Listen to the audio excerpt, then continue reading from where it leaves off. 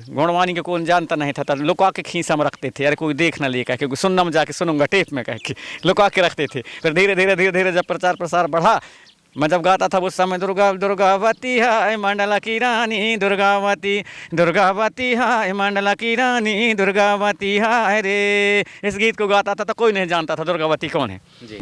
उस समय में गाया करता था, कमलावती रानी कर गाये कोरे बहनी नगरी भोपाल मोर, तोरे बिना सुनी है सारी राजधानी भोपाल ताल मोर, लहर लहर लहरावे वो तोरे गुना गावे भोपाल ताल मोर, तोरे रूपन के किस्सा कहे सुनैया नैया वो, तोरे गुणन के किस्सा गावे लिखैया नैया वो। जो इतिहासकार लिखने वाले हैं, तुम्हारे जो गुण है, तुम्हारे जो क्रांतिकारी जो विचारधारा और तुम्हारे जो शहादत है, तुम्हारे जो बलिदान है, उसको हमारी वीरांगना जो हमारी कमलावती भोपाल के सल्लाम गोत्र की जो रानी थी, उनका जो त्याग और उनके जो बलिदान है उसको किसी ने नहीं लिखा, हमारे इतिहासकार ने। इसलिए जोहार साथियों, आज हम आए थे ग्राम पंचायत कन्हारी, विकासखंड मेहंदवानी, जिला डिंडौरी, मध्य प्रदेश।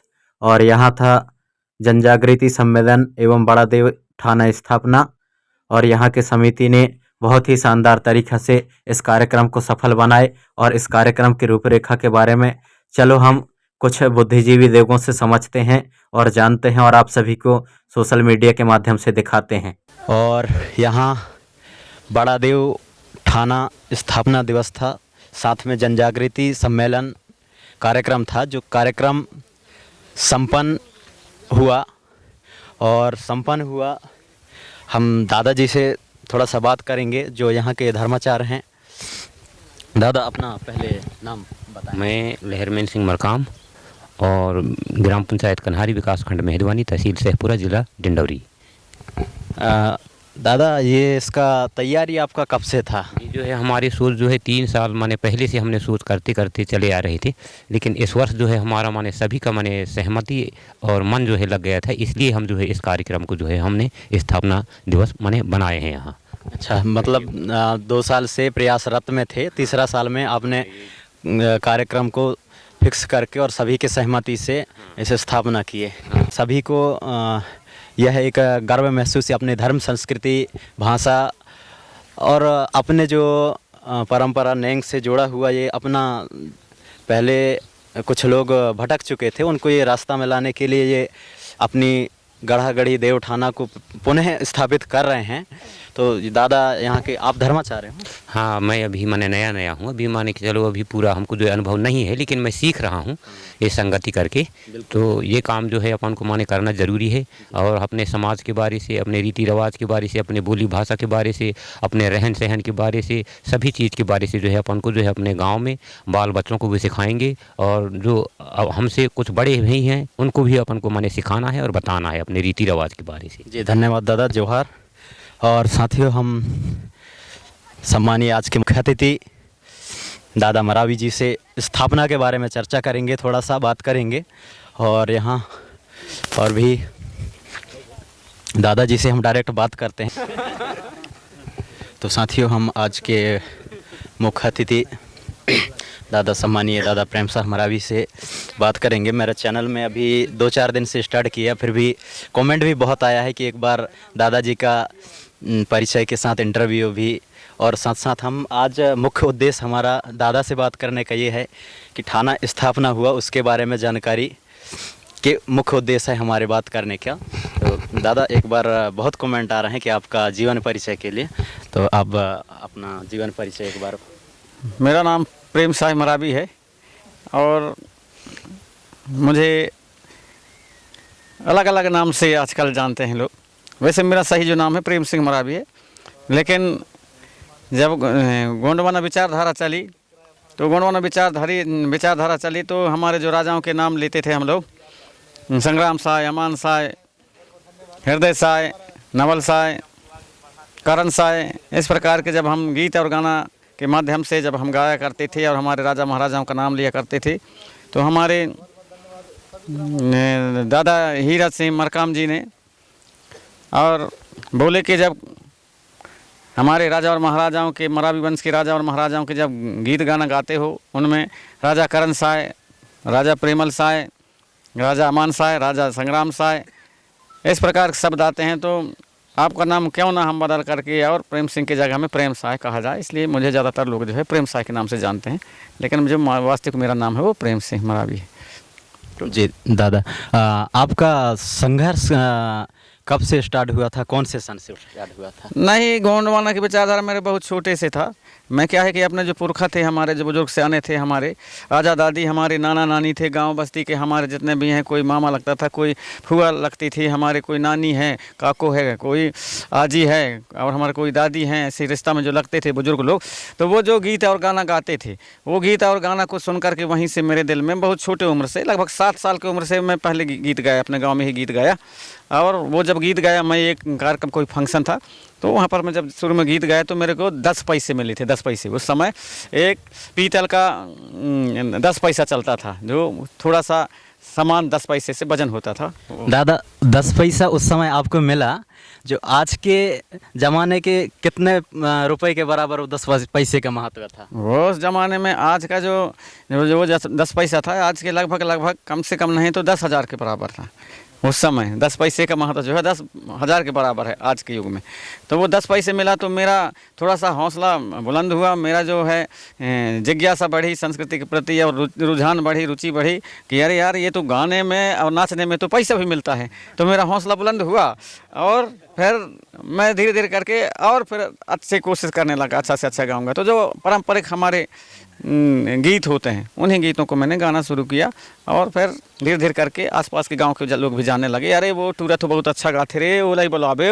तो मैं इस प्रकार से वहाँ पर मेरे को फिर कुछ उस समय चलता था कि एक रात जैसे कार्यक्रम देने जाना है तो 100 रुपया देते थे, 1 रुपया और 25 पैसा, ज़्यादातर यही चलता था, 1 रुपया 25 पैसा, अधिकतर वही चलता था। कितना हम लोग आपको 100 रुपया देंगे, लेकिन आप पूरे चलो। तो 2-3 लोग, हम हारमोनियम बजाने वाला, ढोलक वाला हो गया, और मंजीरा वाला हो गया, और मैं नाचने वाला हो गया। इस प्रकार से हम लोग 4 ही लोग चले जाते थे। मान लो कि बात में हम 1-2 लोग चले जाते थे, वहीं मंजीरा वाला मिल जाता था। इस प्रकार के धीरे धीरे करके आसपास के गांव में गए, और फिर जाने के बाद दूर दूर तक जैसे जाने, तो इस गांव से उस गांव, उस गांव से उस गांव, फिर क्रमशः क्षेत्र में बढ़ता गया, और लोग बुलाते गए, अच्छा लगता गया, और कारवा धीरे धीरे करके बढ़ता गया। और उसमें बहुत से संघर्षें आई हैं, और कोई भी जब आदमी थोड़ा थोड़ा आगे बढ़ता है, जब आगे बढ़ने का जब चांस आया, तो उसमें बहुत से परेशानी आई। बहुत से हमारे गाँव बस्ती में ऐसे कुछ लोग होते हैं जो बढ़ने देना नहीं चाहते किसी भी को। तो ऐसे लोग भी बहुत हमारे खिलाफ में कई प्रकार के बात बोले, कई प्रकार के हमको रोकने का प्रयास किया, लेकिन हमने रुका नहीं। साथ साथ में पढ़ाई भी करता गया, और ये संगीत के क्षेत्र को आगे बढ़ाता गया। संगीत के जो हमारा कार्य है, जो गाना बजाना, उसको आगे बढ़ाता गया। और 8वीं पढ़ने के बाद में मेरे जो है शादी कर दिए। तो मेरी घरवाली आ गई। अब मेरी घरवाली आ गई तो मैंने सोचा कि हमारी स्थिति बहुत अच्छी नहीं थी, एकदम गरीब परिवार से हैं, गरीब की स्थिति में थी। चूँकि हमारे जो पिताजी हैं, हमारे पिताजी, मैं जब 7 साल का था तब वो हमारे पिताजी ख़त्म हो गए थे, हमारे पिताजी एक्सपायर हो गए थे और इस दुनिया को छोड़ के चले गए। तो हमारे जो माता जी थी, माता जी के ऊपर पूर्ण रूप से जवाबदारी आ गई। और हमारे जो भाई लोग हैं, वो भी सभी लोग लगभग छोटे थे। तो इस प्रकार से धीरे धीरे करके हमारे भाई लोग भी, जो बड़े भाई के भरोसे, वो भी उतना ज़्यादा उम्र के नहीं थे, लेकिन उन लोगों ने, सभी लोग और परिवार की स्थिति को संभाले और हमारे माता जी के देख रेख में आगे बढ़े। लेकिन फिर पढ़ाई का जिम्मा जो है, मैं फिर अपने नाना के यहाँ चला गया, और नाना जी के घर में जा कर के मामा जी हमारे माई जी और उन लोगों ने फिर हमें पढ़ाया लिखाया। लेकिन असली पढ़ाई लिखाई जो कहना चाहिए तो मेरी जो धर्म पत्नी है, मेरे घर वाली है, उनके माध्यम से हुआ। वो बोले कि भाई आप लोगों को पढ़ाई छोड़ना नहीं है, तो भले मुझे मजदूरी करना पड़े, लेकिन आपको पढ़ना है, माने पढ़ना है। उन लोगों ने कई प्रकार की कठिनाई सही, मजदूरी की, और इधर उधर से जंगलों से हर्रा बहेरा बीन करके, महुआ बीन करके, चार चिरौंजी इत्यादि कई चीज़ बीन करके, और मेरे पढ़ाई लिखाई में आगे लगाया। और यहाँ तक इस प्रकार से मुझे MA तक करवाए। MA करने के बाद में फिर MA करने के बाद में डबल MA किया। और पढ़ाई जब मेरे पास में आई, शिक्षा आई, तो शिक्षा के कारण जो है इधर उधर सब कुछ बोलने बताने में, मुझे घूमने फिरने में, वो जो पढ़ाई है वो काम आता है अभी भी। लेकिन जो असली ज्ञान है, वो असली ज्ञान जो है मेरे पुरखों से सीखा है। दादा उस समय में आप मंडली चलाते थे, तो मंडली में एक आदमी दूसरा गांव से, दो आदमी वो दूसरा गांव से, तो उस समय ना ही फ़ोन का सुविधा था और ना ही उतना ज़्यादा गाड़ियों का साधन था, तो आप संपर्क कैसे करते थे उस समय? हम लोग, हमारा जैसे मंडली चलता था, फिर बाद में मंडली बनाए हम लोग। मंडली जब टीम बनाए तो ऐसा है कि यहाँ 20-20, 25-25, 30-30 किलोमीटर के दूर के हैं, 50-50 किलोमीटर के दूर हैं। एक तो पहले बता दिया करते थे इस तारीख को कार्यक्रम है करके, या फिर पैदल जाओ। अब पैदल जाओ तो जैसे ये है कन्हारी गांव, आज यहाँ भी हमको आना है। अब यहाँ से हमारा गांव लगभग 40 किलोमीटर दूर है, लेकिन हम यहाँ पैदल आए हैं। और वो भी ऐसा नहीं 40 किलोमीटर है यहाँ से हमारा गांव, लेकिन ये नहीं है कि सवेरे निकले हों वहाँ से, ऐसा नहीं। वहाँ से शाम के निकलते थे, खा पी करके शाम के निकलते थे, वहाँ से 4 बजे निकलते थे। और यहाँ पर हम लोग कार्यक्रम के समय में यहाँ 8 बजे, 8:30, 9 बजे तक यहाँ आ जाते थे। यहाँ प्रोग्राम दिए हैं, कार्यक्रम दिए हैं आकर के यहाँ पर। और इस प्रकार से यहाँ के लोगों की जो चाहत थी, वो चाहत के अनुसार हम लोग कई बार यहाँ पर आते थे। आसपास के सभी गाँव में आए हैं, ऐसा कोई गाँव नहीं। तो इस प्रकार से इस गाँव से उस गाँव हम पैदल जाते थे। 50-50, 100 किलोमीटर, 150 किलोमीटर तक पैदल चल देते थे। ज़्यादा 150 किलोमीटर जाते थे तो एक दिन पहले निकलना पड़ता था? नहीं, एक दिन में हम लोग 150 किलोमीटर तक पैदल गए हैं। एक दिन में हम लोग यहाँ हमारे शाहपुरा जो है 110 किलोमीटर पड़ता है, वहाँ शाहपुरा से मंडला गए, और मंडला से वहाँ पैदल नैनपुर जैसे 150 किलोमीटर पड़ता है, वहाँ तक हम लोग एक दिन में सफ़र किए। आपका जो फर्स्ट गीत रिकॉर्डिंग हुआ था वो किस स्टूडियो में हुआ था दादा? हमारा एक जो है सुरसागर स्टूडियो था उस समय, एक जबलपुर में सुरसागर स्टूडियो था। तो हमारे पास में जो है और पैसे नहीं थे रिकॉर्डिंग के लिए, स्टूडियो में देने के लिए पैसे नहीं थे उस समय। एक कैसेट का 3000 लेते थे, हमारे पास पैसे नहीं थे। तो बहुत अहम भूमिका हमारे कैसेट निकालने में रहा है। जबलपुर के हमारे कोया पुनेम और एक संस्थान है गौड़माना कोया पुनेम संस्थान, तो वहाँ के लोगों में, उसमें जिसमें डॉक्टर PS मराबी जी और डॉक्टर DS मराबी और रूप सिंह पुट्टे, मोहन ओयाम जी और DS कोर्चे जी, इस प्रकार के उनके पूरे संगठन थे। उन लोगों ने जिम्मा लिया था कि हम आपके कैसे निकलवाएंगे। क्योंकि जैसे मेरे गीतों को उन्हें सुना तो बोले आपके जो गीत और गायन है और आपकी जो गायकी है उसमें ज़बरदस्त क्वालिटी है और समाज के लिए ज़बरदस्त संदेश है। हमारे ऐतिहासिक, सांस्कृतिक, हमारे रीति रिवाज, विरासत, पूरा हमारे पुरखों की विरासत छुपा है। तो आपका जो गीत संगीत, चलो बोले हम पैसा खर्च करेंगे और हम निकलवाएंगे। तो ये जबलपुर वालों ने, कोया पुनेम गोंडवाना महासभा वालों ने, और हमारे प्रथम कैसेट जो है गोंडवानी सुरलहरी का के, ये तो मेरा रखा हुआ ही नाम है। और ये जो गोंडवानी सुरलहरी नाम से अपनी टीम का नाम मैंने, ये लगभग बहुत कम और छोटा उम्र था, 1982-83 में इसका नाम रख लिया था मैं। उस समय आपका एज कितना था दादा? उस समय 11-12 साल का रहा होगा। मैं 7 साल की उम्र से कार्यक्रम दे रहा हूँ। 47 साल हो गए मेरे को कार्यक्रम देते। और इसमें जो है बहुत उतार चढ़ाव हुआ है और बहुत परिवर्तन देखे हैं हम। उस समय कोई गाड़ी घोड़ा नहीं थे, रोड नहीं थे, साथ ही साथ कोई मोबाइल फ़ोन नहीं था। तब भी हम लोग उस समय से चलते और आज यहाँ तक पहुँच गए। अब तो जैसे आज यहाँ पर आप लोग क्लिक करेंगे, आप लोग हम जैसे कि हमसे अभी इंटरव्यू ले रहे हैं, इसको आप क्लिक करेंगे तो मुश्किल से 5-10 मिनट लगेगा और वो पूरे देश दुनिया में फैल जाए, पूरे देश दुनिया में, संसार में फैल जाएगा। लेकिन उस समय ऐसा नहीं था। चिट्ठी भी भेजना है तो वो चिट्ठी 2-4 महीना में पहुंचता था। तो उस समय हम लोग जब चिट्ठी लिखते थे तो शुभ हरि श्री स्थान फलाने गांव ऐसा लिखते थे। हम यहाँ कुशल मंगल हैं, आप भी कुशल मंगल होंगे आशा करते हैं। फिर आगे हाल ये है कि हम ये खेत जोताई है इसलिए नहीं आ पा रहा हूँ, इसको भेज रहा हूँ, धान कटाई है, ऐसा लिख करके भेजते थे। तो 2-4 महीना में पहुँचता था वो। 2-4 महीना में, भले वो 50 किलोमीटर जाना हो, लेकिन 2-4 महीना वो चिट्ठी पहुंचता था। ऐसी स्थिति थी। मिलता तो मिलता नहीं, 2-4 साल लग जाते थे उसको पहुंचने में। ऐसी स्थिति थी उस समय से लेकर के चले हैं और कई थी परिस्थिति देखे हैं। लेकिन आज तो ऐसा है कि चलो भाई इंटरनेट का ज़माना है, क्लिक करो तो यहाँ सेकेंड नहीं लगते और वहाँ दुनिया में पहुँच जाता है। तो ऐसे में तो और ज़्यादा हमारे लोगों को जागृति आना चाहिए। लेकिन हमारे लोग अभी जो खास करके जो कम पढ़े लिखे हैं वो तो जग रहे हैं, अपने संस्कृति, अपने पुरखों की व्यवस्था के प्रति, अपने देवी देवालय, ठाना बाना सबके प्रति जागृत हो रहे हैं। लेकिन प्रॉब्लम है और परेशानी है और कठिनाई है, कहीं ना कहीं दिक्कत है होती है। जो पढ़े लिखे लोग हैं उनको समझा पाना और उनको जगा पाना, कहीं प्रॉब्लम बहुत है। सबसे पहले कौन सा गीत निकाले थे दादा? सबसे पहले मैं तुला बंदा बारम्बार करमादा दरिया झुलनिया में, वो ये कैसेट के माध्यम से इसको निकाला था। कौन सा सन में निकाले? ये हमारा रिकॉर्डिंग हुआ है 1999 में। ये रिकॉर्डिंग हुआ है कहाँ? ये सुरसागर स्टूडियो में। ये स्टूडियो की बात बता रहा हूँ। बाकी जो उस समय चलते थे, एक चोंगा होता था और एक छतना वाला माइक होता था। एक चोंगा होता था, एक छतना वाला माइक होता था। उस समय कहीं प्रोग्राम देने जाता था तो वहीं पर रिकॉर्डिंग कर लेते थे लोग। 90, 88, 90 और 1987, 88 के समय में कहीं भी जैसे प्रोग्राम देने में जाता था तो उस समय नए नए जो है स्पीकर चले था, तो उस स्पीकर नहीं जाते, लाउड स्पीकर कहते थे लोग, लाउड स्पीकर आ रहा है, अरे लाउड स्पीकर कहते थे उस समय। तो वो लाउड स्पीकर के ज़माने में जब हम प्रोग्राम देने जाते थे तो वहाँ एक माइक लगा देते थे सतना वाला, पूरा साज बाज पूरे पब्लिक सब कुछ का आवाज़ उसमें कैच होता था, और वहाँ पर कैसेट बना लेते थे मेरे जो टेप रिकॉर्डर थे, उसमें रिकॉर्ड कर लेते थे और उसको फिर डबिंग कर करके वहाँ ले जा करके, और इतना वहाँ पर मेरे डबिंग कैसेट बेचे बहुत से लोग पूरे, चाहे कुंडम हो, चाहे उधर जबलपुर हो, चाहे उधर छत्तीसगढ़ के बहुत से ऐसे गांव थे उस समय, मेरे डबिंग के कैसेट बहुत ज़्यादा बिके। जब जाने कि इसके बहुत कैसेट बिक रहे हैं तो फिर रिकॉर्डिंग कराया, तो रिकॉर्डिंग में भी उस समय जो डरते थे लोग, गुणवाणी के कौन जानता नहीं था, लुका के खींचा में रखते थे, अरे कोई देख ना ले कह के, सुनना में जाके सुनूंगा टेप में कह के लुका के रखते थे। फिर धीरे धीरे धीरे धीरे जब प्रचार प्रसार बढ़ा, मैं जब गाता था उस समय दुर्गा दुर्गावती हाय मंडला की रानी, दुर्गावती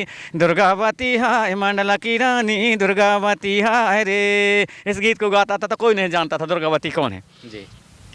सुनते थे या टूरा के लहंगा अच्छा ज़्यादा ही सुहा थे वो कह के भर सुनते थे, लेकिन ये नहीं जानते थे कि ये दुर्गावती है कौन, दुर्गावती है कौन। ये जानते थे कि दुर्गावती जो है चौराहों में जो है दशहरा के समय जो रख देते हैं वही 7-8 हाथ वाले 4 हाथ वाले, तो उसी के बारे में ये गा रहे हैं कह के वो सुनते थे, अच्छा लगते कह के बस, लेकिन कौन है दुर्गावती नहीं जानते थे। धीरे धीरे धीरे धीरे करके हम लोग गाँव गाँव जा करके सभा और सम्मेलन के माध्यम से, और जब ये थाना बनाने का जो सिलसिला जारी हुआ उसके माध्यम से लोग जाने और समझे, तब समझे कि दुर्गावती जो है गोंडवाना गढ़ा मंडला की वीरांगना महारानी दुर्गावती थे। आज तो लगभग सभी जानते हैं कि वीरांगना महारानी दुर्गावती कौन थी।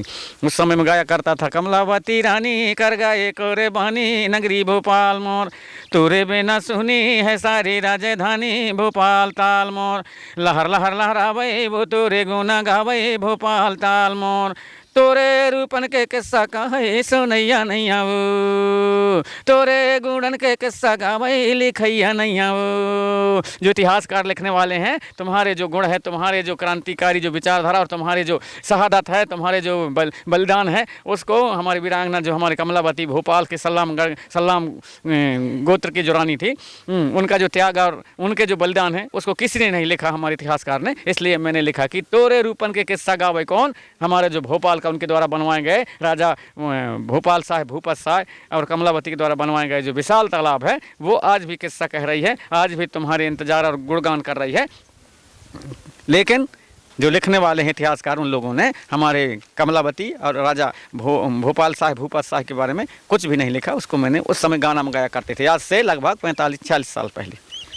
एक बात और दादा, अभी जो नए नए गायक हैं वो अभी कहते हैं कि संग्राम शाह ने नामनगर करिया पहाड़ों को पत्थर हाका, और कुछ लोगों के माध्यम से सुनने को मिलता है कि प्रेम नारायण ने हाका, तो इसमें हकीकत कौन सा है?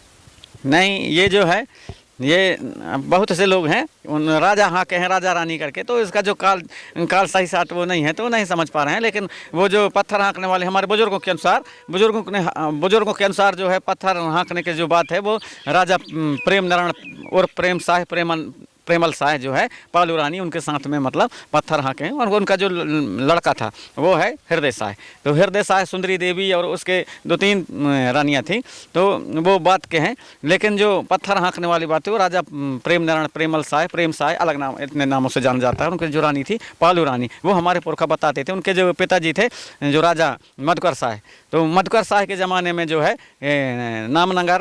नामनगर चौगान में और आधारशिला रखी गई, और धीरे धीरे करके जो वहाँ पर जो किले महल बहुत से बने हैं, तो कुछ जो किले महल, कुछ जो वहाँ पर महल बन गए थे वो मधुकर शाह से शुरू हुए हैं। और जो मोती महल और मंत्री महल, भगवत राय महल जिसको कहते हैं, और ये कुछ ऐसे महल हैं, पठानिन महल, बेगम महल जिसको कहते हैं, तो ये महल ऐसे महल हैं जो राजा हृदय शाह के समय में बने हैं। बाकी कुछ जो महल थे, बहुत से महल जो गिर गए, तो वो राजा मधुकर शाह से शुरू होकर के और कुछ प्रेमल शाह बनवाया और उसके बाद में हृदय शाह बनवाया।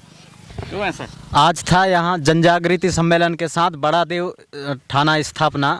दादा, आज का ये थाना स्थापना दिवस हुआ, तो थोड़ा सा बड़ा देव थाना स्थापना के बारे में आप बताएं, क्योंकि कार्यक्रम उसी उद्देश्य से था, तो बस इतना जानकारी आप उसके बारे में जानकारी देने का प्रयास। थाना स्थापना ये है कि यहाँ पर जो है फड़ा पेन थाना स्थापना किया गया है, तो लोगों की एक आस्था है कि कि हमारे गांव में जो है सभी जगह कर रहे हैं, तो बड़ा देव थाना स्थापना हमारे गांव में भी होना चाहिए। तो थाना से संबंधित है जो एक ऊर्जा शक्ति का केंद्र या एक पावर कहना चाहिए। जैसे कहीं भी होता है तो कोई बहुत बड़ा पावर होता है, जैसे ये लाइट है तो लाइट कहाँ से आए हैं, ट्रांसमीटर से, ट्रांसमीटर कहाँ से आए हैं, पावर हाउस से, पावर हाउस कहाँ से आए हैं, उसका भी जहाँ से बिजली उत्पन्न होती है तो वहाँ से ये पावर है। तो इसी प्रकार के जो हमारा जो शक्ति है वो शक्ति कहाँ से उत्पन्न होगी, जो हम यहाँ पर थाना बना है वहाँ से जो है शक्ति उत्पन्न होगी। हमारे गाँव में सुख और अच्छे गाँव में अच्छे सुख सुविधाएं आए, गांव में किसी प्रकार के जो है आपत्ति न आए, उसके लिए जो हमारे गांव वाले हैं सब मिलजुल करके यहाँ थाना स्थापना किए हैं। तो थाना से मतलब है जो होता है एक केंद्र स्थल जहाँ से शक्ति उत्पन्न हो और वहाँ से जो है सुख सुविधा गांव बस्ती में आए, किसी प्रकार की परेशानी ना आए। हर परेशानियों को दूर करने के लिए जो है वहाँ पर हम लोग अपने जो फड़ा है सबसे बड़ा जो हमारा देवता है वो बड़ा देवता को हम स्थापित किए हैं। ऐसा हमारे पुरखों का, हमारे जो हमारे समाज के शुभचिंतक हैं उनका सोचना है। तो ये धीरे धीरे करके कि भाई धीरे धीरे करके हमारा जो बड़ा देव है, हमारे जो फड़ा पहन है उसको भूलते जा रहे थे। तो कुछ हमारे ऐसे समाज के शुभचिंतकों ने सोचा कि नहीं, ये इसको ना भूलें और जो हमारे सर्वोच्च शक्ति है फड़ा पहन, सर्वोच्च शक्ति हमारे बड़ा देव है, उसको हमेशा के लिए जो हमारे पुरखा लोग याद करते थे। तो इस प्रकार से हम एक स्थल बना करके, एक थाना बना करके, थाना मतलब जैसे थाना होता है तो उसके अंदर में जो है जहाँ उसका एरिया होता है पूर्ण रूप से उसमें जो कई चीज़ें के प्रकार के और घटनाएं घटती हैं तो उसकी शिकायत थाने में होती है, तो उसको थाना की जगह में उसको थाना कहते हैं। लेकिन बात वही है, वहाँ जो है शक्ति का केंद्र होता है। तो आज दादाजी से हम बात किए। दादाजी किसी नाम का परिचित करने का वो नहीं है, लेकिन लोगों का कमेंट था इसलिए हम परिचय दिए, नहीं तो राष्ट्रीय से लेकर अंतर्राष्ट्रीय अवार्ड भी मिल चुके हैं। अंतर्राष्ट्रीय और भारत देश के अलावा दूसरे देश में भी दादा को देखते हैं। तो दादा से हमारा आज मुलाकात हुआ और इस कार्यक्रम था स्थापना दिवस। तो स्थापना दिवस के बारे में हम दादा से जानकारी लिए। हम इन्हीं शब्दों के साथ आप सभी को सेवा जोहार।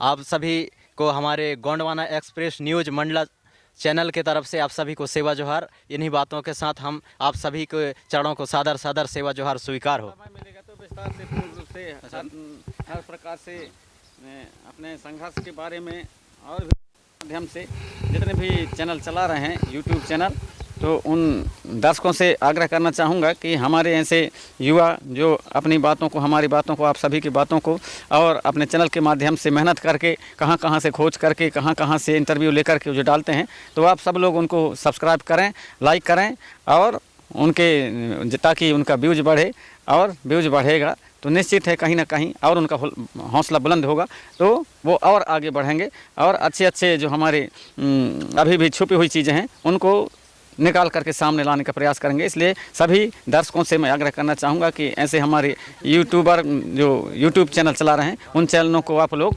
सब्सक्राइबर करें, लाइक करें और ज़्यादा से ज़्यादा शेयर करें। ऐसा सभी से मैं आग्रह करना चाहूँगा। सेवा जोहार। साथियों, जिस दिन दादा को समय रहेगा हम जाके घर में उससे विस्तार जानकारी देंगे और बताएंगे। आज इन्हीं शब्दों के साथ आप सभी को पुनः आप सभी के चरणों को सादर सादर सेवा जोहार।